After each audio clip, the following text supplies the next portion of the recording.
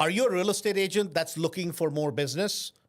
Or are you an investor that wants more deals? Today, we're talking to Alex Corona, the shark, who's built a massive business by spending zero, that's right, $0 on social media. And he's going to show you exactly how not only you grow your business, but how do you attract massive deals in your market. So let's get started.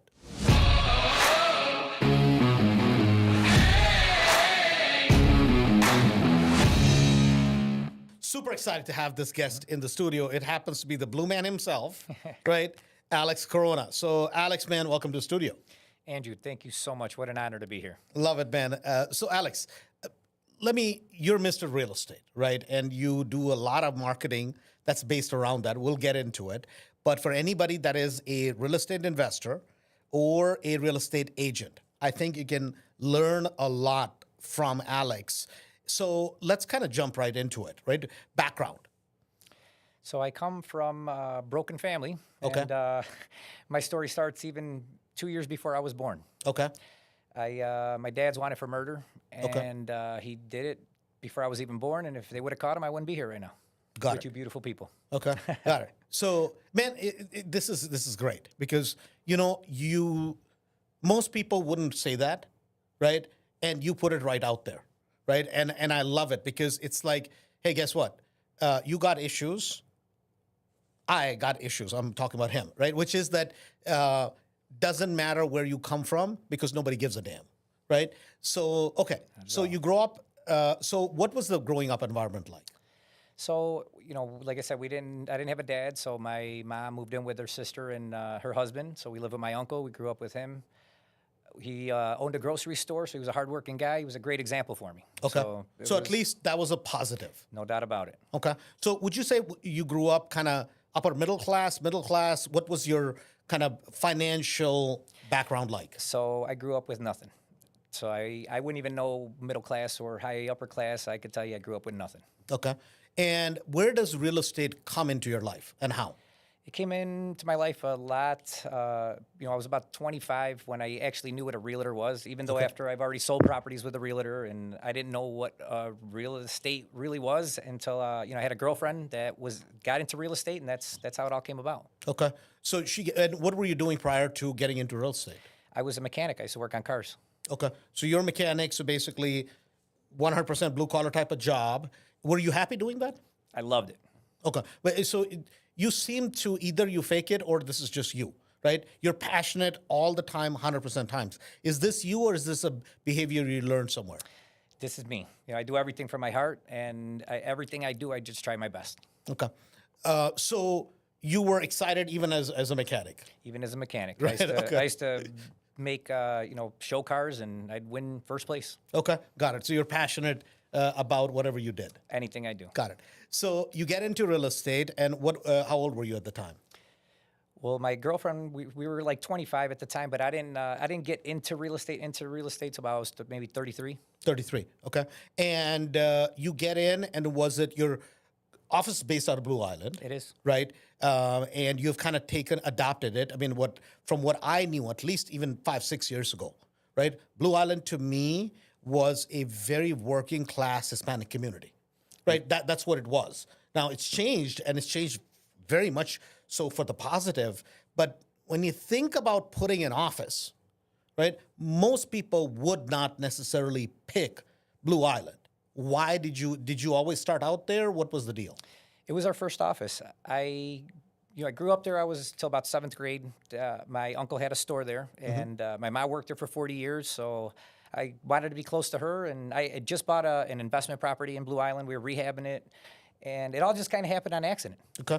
So, but I mean, where I'm going with that is that you adopted kind of the community, which is that, hey, somebody needs to provide real estate services here. Was there a marketing thought process at the time?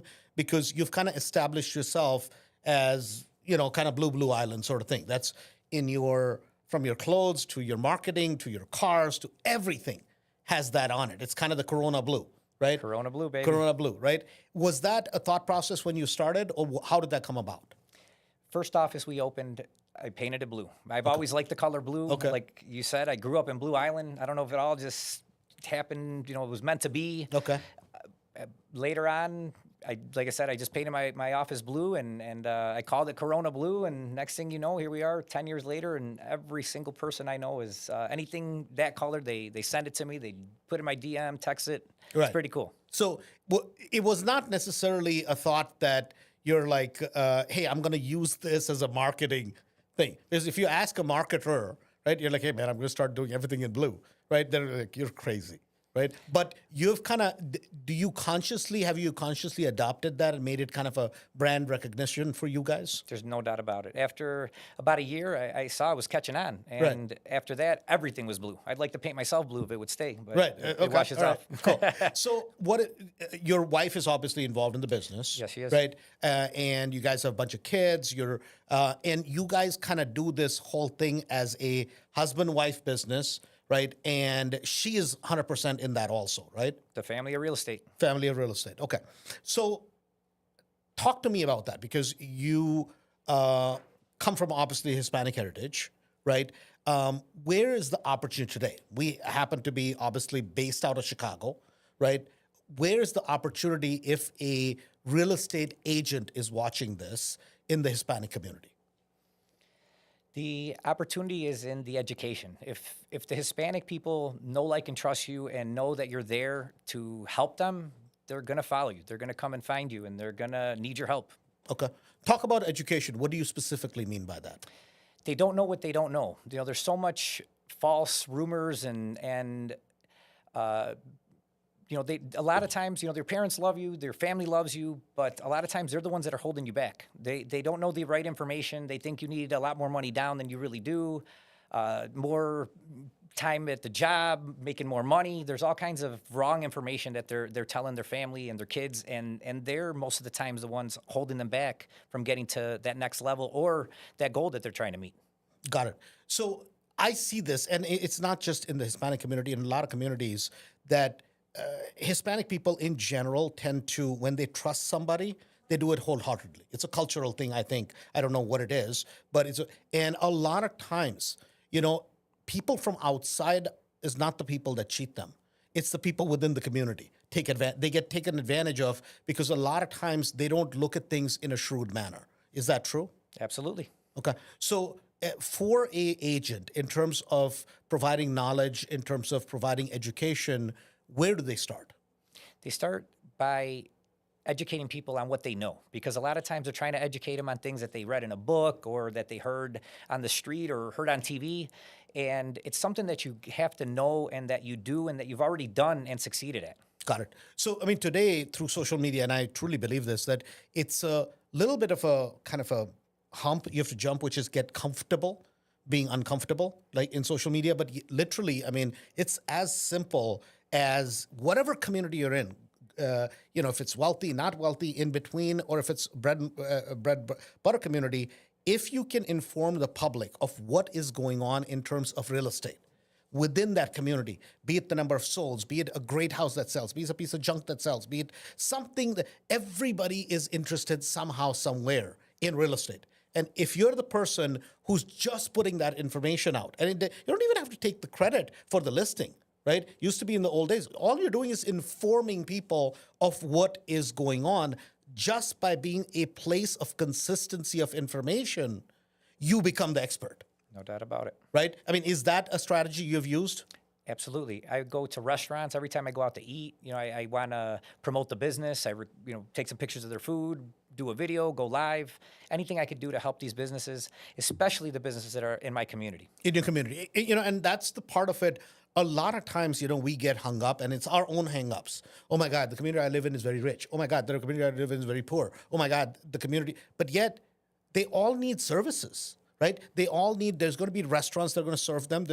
And if you provide an exceptional service, they will reward you with dollars. And in fact, most of the bread and butter communities, once you become the go-to guy, their uncle, their aunt, their sister, their mother, their brother, their kids, they all are going to come to you. Why? Because Mr. Corona helped my mom. Mr. Corona helped I'm sure now you guys truly have that kind of a lock-in on that market. I have little kids that literally make me tear up. They come up to me and give me hugs and, kisses, and they bring me gifts. And I can't tell you how, that makes me feel so happy and know that what I'm doing is actually making a difference. And I think I see that. I mean, if somebody is not familiar with the marketing, how do they look you up on social media? You can look up my name, Alex Corona. Alex Corona. And truly, and I mean it sincerely, because what they've done is by nothing fancy. That's the thing. That's the thing I love about what they do is whatever. When now he has obviously nice, badass cars, this, that, all that kind of stuff. So he's incorporating that in. Even that is blue. Right. But what I like about him is it's not like, oh, I'm doing anything fancy. So whatever the heck I'm doing, I'm excited. You're going to get excited whether you like it or not. I mean, that's kind of the approach you seem to take, right? Life is good, and I'm excited. I'm excited to be here, and it doesn't stop. So when was your transition going? You're a successful real estate agent. You show up around us, right? You didn't need us. I mean, you guys were doing well yourself. Right? Why did you start getting into investing, and then how do you incorporate that into your real estate? How do you look at that? So I was investing into real estate, and I thought I knew what I was doing, but I really realized I didn't know. And the more I came around you guys, the more I knew I didn't know anything. So I knew I needed help, and I wanted to build an investment company alongside my real estate company. I wanted to feed my agents. I wanted to feed the company, and most importantly, I wanted to help as many people as possible. Got it. So basically, was it like a thought that, oh my God, I need to start investing, or was that just a financial plan? How did that come about? It just started happening. It was almost natural. I was helping other people do it. I was helping, investors. I was helping them buy homes. I was helping them find the contractors to fix them. Then I would sell them. I'm doing all the work already. So I learned the process. Why not start doing it for myself? Okay, got it. So basically, you were kind of excited about start investing. And are you doing flips? Are you buying rental properties, wholesales? What are you doing? So I did start mostly rentals. I was buying a lot of doors. I did make a few mistakes, and I had to pay for it. I had to sell a few of my buildings and to be able to get caught up a little bit. And but I'm doing well again. Okay, got it. And what was the reason for you to show up to Mastery? I knew I needed help. I knew that I wanted to scale, and I didn't know how to get there. Okay, got it. So basically, you're like, okay, is it a process of further educating yourself and kind of further going along that track? That's kind of what led you to us? So I live a learning-based living. I just want information. And I knew if there's one thing I know, it's that Andrew is consistent. I mean, there's no doubt about it. This guy is, every time I turn on my phone, it's something different every time. It's not the same content. It's always something new. And I knew I needed the information I'm watching, I knew I needed more of that. Got it. Okay. So basically, that's how you kind of show up. So talk to me.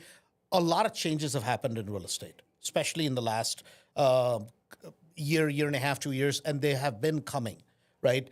Be it with all the internet thing, with the Zillow, with the, all the kind of Redfin and all this stuff, right? And then the big change came, which was the commissions. Mm-hmm. How are you dealing with that? Because your damn business doesn't seem to stop. No, it doesn't. Last month in December, we were actually the #1 team in the state for EXP, and last year, it was a tough year. It wasn't easy when the NAR ruling came out. We didn't have an issue with it because we have a lot of value. We bring a lot of value to the table, and like I tell my clients, there's only a problem with the value when there is no value. If there's no value there, nobody's going to want to pay you. So we're actually making more money per deal now than we ever was. Got it. So how do you demonstrate that value? Do you actually sit down with each? Because even how you do buyer's agency has changed, right? When I was selling real estate, buyer's agency was, hey, did you get a buyer's agency contract signed? Right? That's it, right? So you could actually lock in your commissions, right? It was different. Yet today, you're demonstrating your value. How do you do that? We offer a lot more things than just, opening some doors and doing some offers and some negotiating. So there's a lot more to it. We offer a lot of services. We offer like 63 real estate services. There's a lot of things they can Hold on, slow down. Yes. So you offer 63 real estate services. For everybody listening, he clearly has this all written down, right? I mean, because he didn't just come up with the 63 number, right? He clearly has this written down. Do you actually sit down with your clients, kind of explain, hey guys, this is the kind of a plethora of services that we offer you. You let them pick, or this is kind of, again, goes back to the part of the education process. So we do go over our services. There is different packages they could purchase, and they can purchase individual services as well. Got it. Okay. So and this is, I think it's a great idea for real estate agents, right? Because most real estate agents, I mean, they're door openers, right? They open the door. I mean, that's unfortunately what the industry had come to, right? But and especially I think what you're doing in your community, in the Hispanic community, there's a lot of lack of information, right? And lack of right information is the key thing. So you're kind of sitting down with them and explaining how the home buying process goes, what are all the things that you're doing. So you're earning your keep while you have a educated base of customers. Is that correct? A lot of realtors don't even do a buyer's consultation. Okay. That's been the standard since day one. Bring them into the office. Let's sit down. Let's see how we could help them figure out their budget. Let's find them the right property. Got it. And I mean, the cool part about that is something that is needed in the community, right? And by doing that, you're not charging them a dime to do that, Nothing. right? But guess what you're doing? You're building rapport, you're building trust, you're educating them at the same time, right? And you have a locked-in customer by doing that, right? Because it's like, oh my God, you know what Alex and his team did? And as you continue to grow, suddenly they become your best marketing piece, right? They become the people who go out and say, oh my God, this guy. Cheerleaders.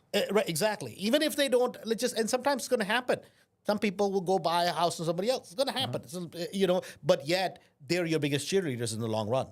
So today, has the business changed in terms of how you demonstrate that value? After the whole NAR ruling came out, what implementations did you guys do differently than you were doing before? So we didn't have the menu-driven selling like we do now, but we were still doing all of that we were doing before.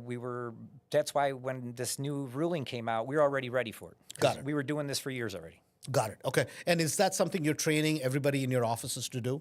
Since day one, this is how we do it. So there's as soon as you join the team, this is how we train you that's how you make more commission. Got it. And especially that's what the guys want to do.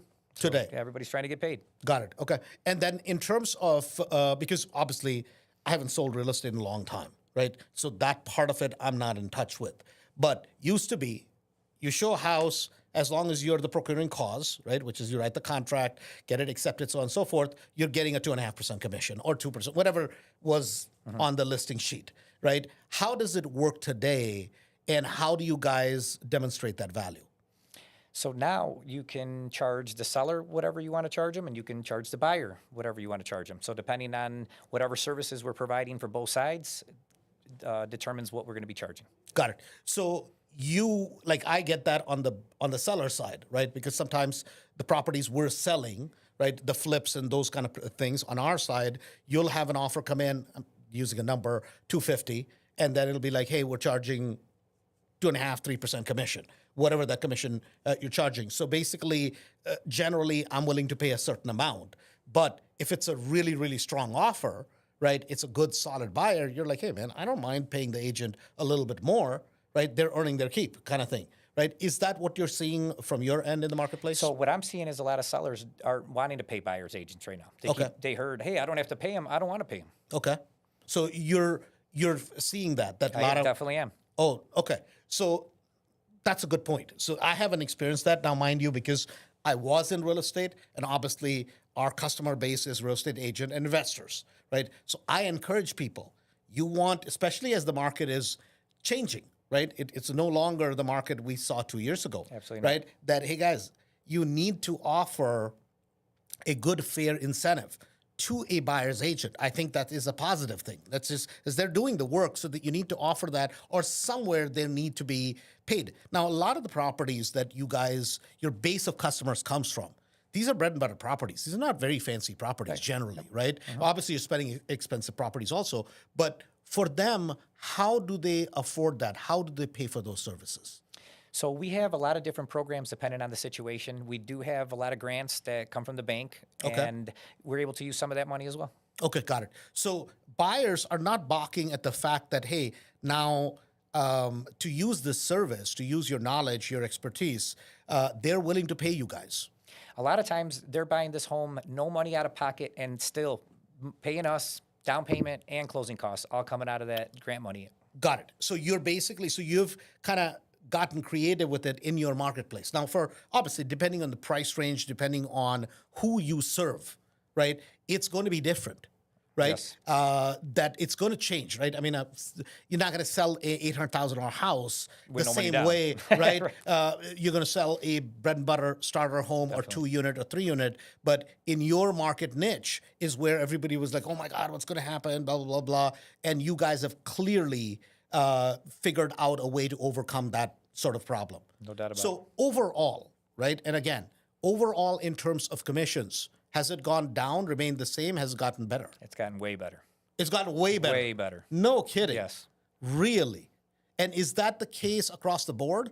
At least that's what I've seen. I've heard a lot of people complaining, and we get a lot of listings. So when you get the listing, you can control the deal. You control the commission. Okay, I was going to ask you that. That was going to be my next question was that are you guys predominantly basically focusing on listings? Because if you have the listings, the buyers will come. Not only from other agents, but now you control the most listings. People see your name everywhere, and they're going to call you. That's just a fact of life. No doubt about it. Right? So, and in terms of marketing-wise, what marketing tools are you using, or what did you build your business on? Was it any type of like mailers, cold calling, friends and family, which is what most people do, and that's where they stop. How did you build your business? Facebook. You Being built your consistent. business on Facebook. That's it. Just being consistent, posting every single day. I call it building your machine. You Okay. build your machine, and once you get it rolling, there's no stopping it. Okay. For somebody who says, "Oh my God, I'm late to the game," right? You're never late to the game. Okay, explain why. You can get started right now and stay consistent. It's not going to happen overnight, but before you know it, you're going to start seeing results. And that's so true about social media, which is like, I think we do this also, right? We're like, oh my God, how do we compare ourselves to somebody who's been doing this and they got bajillion thousand followers? Guys, listen, when it comes to, especially with homes, right? Or even on the buying side as investor, right? If I'm looking to buy homes and that's the information I'm putting out all the time, he who is at the front of it, on the face of it, you do a month of that, guess what becomes? Suddenly, in their mind, you're the expert, right? As long as you're doing it consistently. Would that be true? No doubt. Right? That's definitely true. And the interesting part today is that tomorrow, if someone like Alex stops, guess what? They're like, oh, where's that guy in the blue? He always used to have the stuff. Guess what happens? Give it a little bit of time. People have memories which is this short. Unfortunately, that's just the world we live in because there's barrage of information. And you want to be current, you want to be relevant, post, and do some more posting. Now, does it always have to be all about real estate? Can it be personal? Can it be lifestyle? Can it be anything else? It could be anything. I just posted a picture of my dog. He got 1.1 million views on a picture of my dog. For a damn dog. He went viral. Right. It's just, and again, I mean, obviously, bajillion of those views are going to come to nothing. But yet, people who like you, who follow you, who don't even people who don't like you, right? That this is the beauty of social media. They get irritated how much this damn guy posts, right? Sometimes we would look at his stuff. It's like, oh my God, this guy never quits. I mean, like, because I knew, I mean, I always call him the Blue Man because that's what, that's the brand he has built. But, right, you clearly see somebody posting all the time. And after a while, you're like, damn, man, I appreciate his marketing. Right? I appreciate how consistent they are. And a lot of times, people who don't even know you, they will hate you initially just because how consistent you are. That you'll kind of get under their skin because they're not doing it. And then eventually you'll win them over. Why? If they have a brain, right? Because they will appreciate how much work ethic you have. You feel that happens to you? You cannot be more right. My haters become my biggest fans. Right, because you're just like, it's like one of those things that you just cannot get rid of somebody. They're like, maybe let me just give him a try. And then you're like, oh my God, actually a nice guy, right? Yep. I actually like him. And suddenly the same people become your raving fans that basically, we're initially like, oh my God, it's a turnoff. And a lot of times we all do it. We prejudge people and we don't even know them. right? This is a human nature thing, but it's so true for real estate agents. So what do you see? We're in 2025 right now, right? Obviously, Trump just came into the office as we're doing the recording, right? What do you feel from your end, putting politics aside? I'm talking about from a real estate end. How does this real estate year look to you, both on the resale side of things and on the inventory and on the investor side of things? So I really believe that the next 4 to 6 years are going to be a bull run in real estate. Okay. It's going to be a And this hell of a is, you're ride. talking about Chicago market? I'm talking about every market. And Okay. Chicago market is on fire. I see a lot of opportunity out there. There's a lot of foreclosures coming up. Taxes have went up. There's a lot of opportunity out there. You just got to find it. This morning I was door knocking. I had a client tell me he was looking for a certain property. I went out there finding it, and the actual house that I found, they didn't answer. So I went to the neighbor's house. They didn't answer. I went across the street. He answered. He gave me all the answers I needed. Named all the names and told me all the information I need. And we'll be. And even today, with the business you have, you're still going out there and them doing the door knocking. Whatever it takes. Whatever it it's takes. Easy work. That's easy work. Okay, There's nothing to it. It's. I mean, I genuinely mean it very sincerely, Alex. You you woke up or you're born on the right side of the bed, man. Right? I mean, you have a great. Most people, like I would have to, unless I'm upset in the day once, I'm not happy. Right? After I get all riled up, I feel great. Right? It's just and again, and if you do some research, right, there's part of who you are and how you're wired. It's genetic. You're born a certain way. I'll pick a battle even when none exists. And then I'll get all riled up, right? If you read the Michael Jordan book, simple, it's a personality type. But you're one of those people who just always looks at things from a positive side. And you're like, hey, man, if I need to go door knock, I'm willing to door knock, right? And that's what it takes. And what the good part about that is that even if you don't find the damn house, now you just met 8, 10, 12 people that is like, oh my God, Alex Corona showed up in my house looking for it. Guess what you did? You just made an impact because in the community that knows you, now you're like, hey man, he's a celebrity walking in. For sure. Right? Yep. I mean, you find that happens in Blue Island? Not all over, not just Blue Island. Okay. So south suburbs of Chicago. I'm all over the place. I mean, I'm out of town in other countries, other states, and I see people that know that know you just because of just now. Do you guys do any paid marketing, paid advertising? We don't buy any leads. We don't do any paid advertising at all. That the door knocking that I'm telling you about, I went live this morning. You can see me knock on the door. You can see the guy answer. You can see the whole conversation we had. Got it. Beautiful. Love it. All free. Didn't have to pay $1. Right. Didn't have no. And this is the beauty of it. And a lot of times, I think what happens is, especially if you're in the agent side of things, or even as investors, we make things more complicated, right, than it is.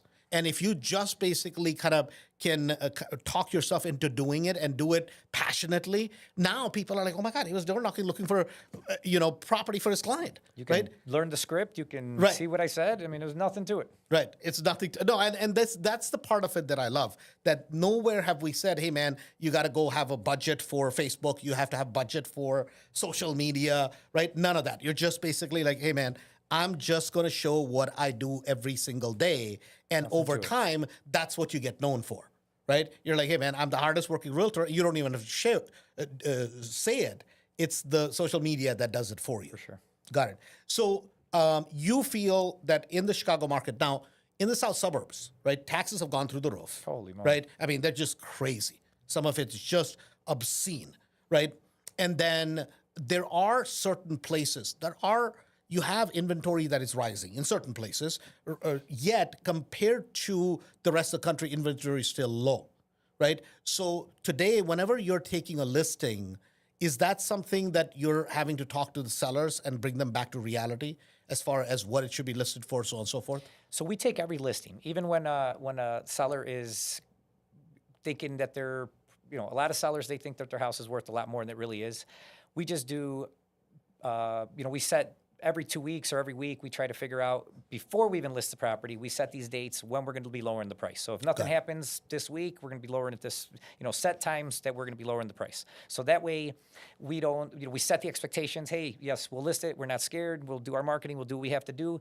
But, come this week, we're going to have to lower the price. And if nothing happens that week, we're going to have to lower the price. So that way the expectation set, and it makes it easy for when the property's not selling and it's sitting. Got it. So, talking about that, right? I mean, and mind you, this is from an outsider's perspective, right? Somebody like me, that I looked at Blue Island from a perspective of, okay, is this a good market to invest or not, right? So if I had looked at it 5-6 years ago, and actually credit goes to Frank Montreux. Frank Montreux, one day at the 3-day or somewhere, he said, "Hey man, Blue Island is something like that." He made, and we were all, and I was the one who was laughing about it. I'm like, dude, man, there's too much inventory at the time. Of course, today is different at the time, and I'm like, economically, the community, it's hard to charge $800-900 in rent. Was a lot of rent 5-6 years ago. Yet today, right? I mean, it's like, what are you talking about? And you couldn't be more wrong. Yet the market was changing, right? So have you seen a difference in terms of the buyer pool? What has happened in the community that's caused the prices to go up at the rate at which they have, and the rents? So I'd like to think that we had a lot to do with that. Okay. You know, when we first got there, you couldn't even give a building away. They Right. were giving, Market time, 6 it was months, 8 crazy. months, 9 months, right? And I'm talking 10 years ago. Okay. You know, our office has been there 10 years now, and when we first started our business, buildings were like 15, 20 grand. You couldn't even, you know, rents were $500, $600. You're kidding me. It was, Wow. Some places are still $500, $600. Right. They still don't know what these market rents are. So, like I said, I like to think we had a lot to do with it. I still remember the first time we put a property on the market for 200,000, people laughed at us. Like, are you crazy? You're never going to get it. We sold it, and now we're selling them over 300, 350. And I've seen a big rise in investors coming into town. Tons of rehabs going on at the same time. The city's tightened up their process a little bit, but for the most part, the values are there. And like you said, the rents have doubled and tripled. Right. I've bought some buildings with low rents, didn't touch the buildings, just got the people out, put market renters in there, doubled the rent, sold the buildings, got double the price. And not, I'm not talking from the politics side of it, but this is true, right? You look at a place like Blue Island, right? You look at a place like Little Village, Hispanic, I mean, predominantly Hispanic. That's just what it is, right? I mean, literally, people came to America, and everybody comes to America for one reason, right? They're looking for a better future for them and their family. It's just, right? I mean, and a lot of times, where are they going to go? They're not going to go to Berwyn. They're not going to go to Oak Brook, right? They're not going to go to, I mean, that's just what, they're going to go where their cousins are, where their family is, where they're, you know, somebody they know. Back in Mexico say, oh yeah, Little Village in Chicago, right? I mean, no, this is just what You're it right. is, man. You're right. Right? This is, and they're going to go because right now they're just trying to figure out, hey, how do we put clothes on our back, a place for shelter and food? And gradually, as they get settled in, as they find work, as they hopefully pick up some skills, now suddenly, not only does their star rise, but the community itself, right? Because it starts at an individual at a time, right? And you see that they become your move-up buyers, so they become your first-time buyers, and then they become your move-up buyers, and now their kids are buying properties. And I feel that that's happened. Little Village was same thing, right? Rents were shit. I mean, like literally, you could not, $1,000, they're like, oh no, man. I'm like, you're kidding me? Yet you go to Berwyn, you know, and you ask anybody who's, to me, right, person who's settled, Hispanic person, where do you want to go? Oh, Berwyn. Then where do you want to go? In Cicero. This was like, where do you want to live in Cicero? South part of Cicero. I'm like, well, why? Is north part of Cicero not as Hispanic? Oh, no, not as nice, Andrew, right? They knew, and this happens with every community. You take the Indian community, they're going to all run to Naperville. Why? Good schools, right? Is that something that has you see that happening within the Hispanic community?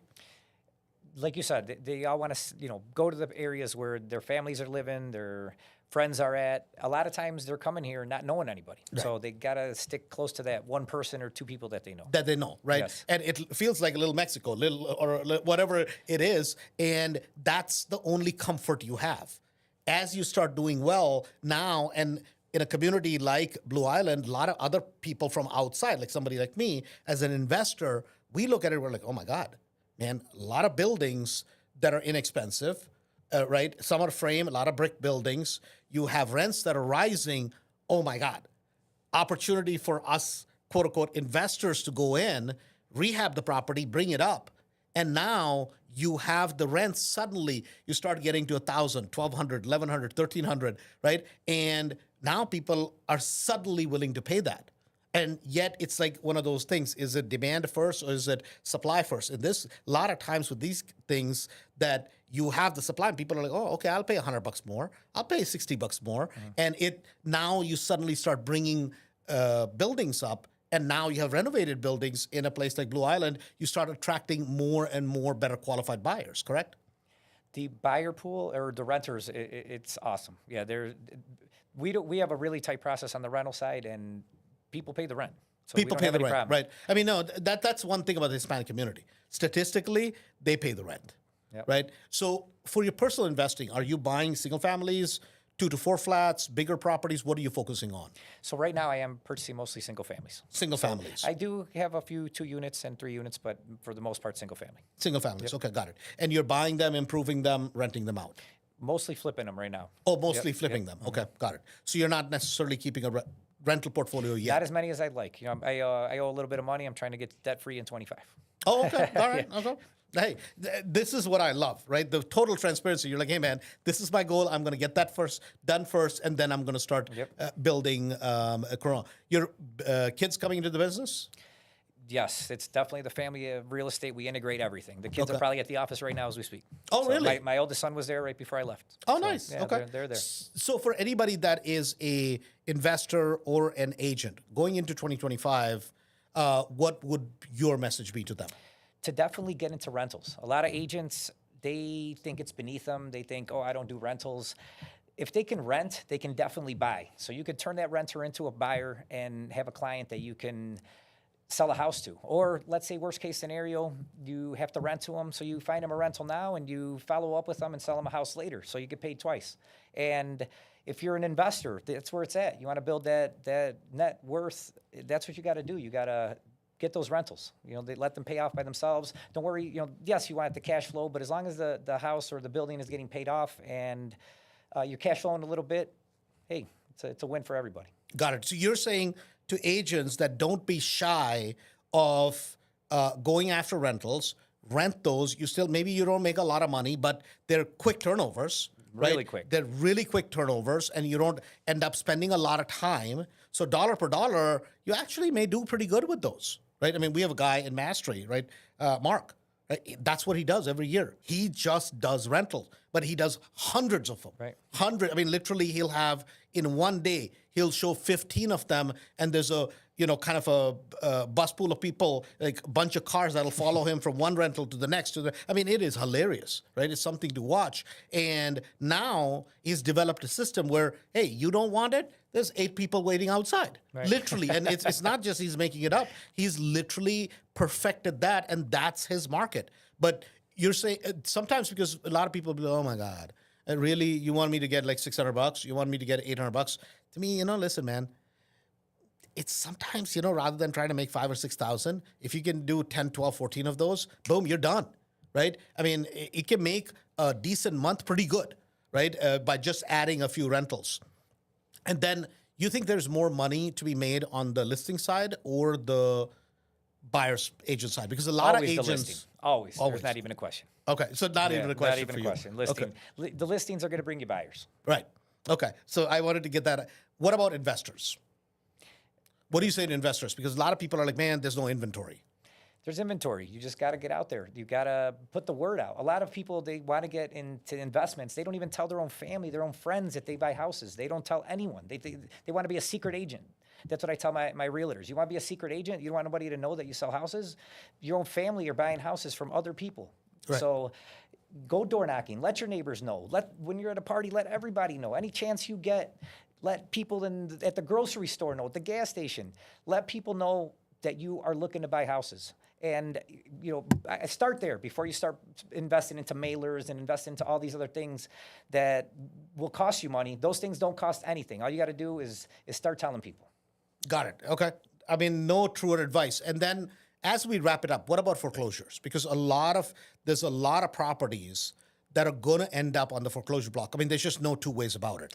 With the taxes, with the prices, what's your opinion on that? So I just locked one up last week in Alsip. So it's to me, it's an A area. And the gentleman hasn't made a payment in 20 months. And I literally went to his house. He had a garbage bag full of mail, didn't even open it. Everything's been sitting there, probably years worth of mail. He's just scared to open it. And there's going to be a lot of opportunity out there. You got to find it. You got to be the first one there.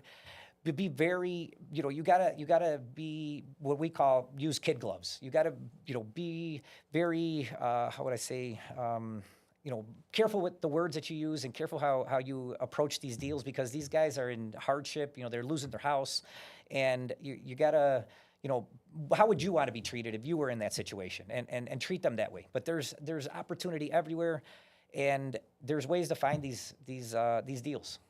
Got it.